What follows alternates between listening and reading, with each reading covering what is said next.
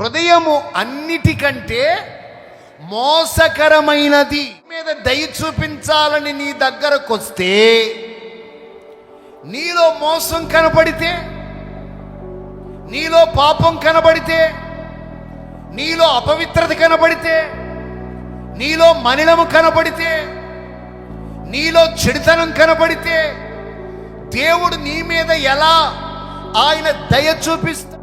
దేవుని మాటలు వింటున్న దైవ జనాంగమా, మరి దేవుడు నిన్ను పరీక్షిస్తున్నప్పుడు శుద్ధమైన హృదయం కనబడాలి.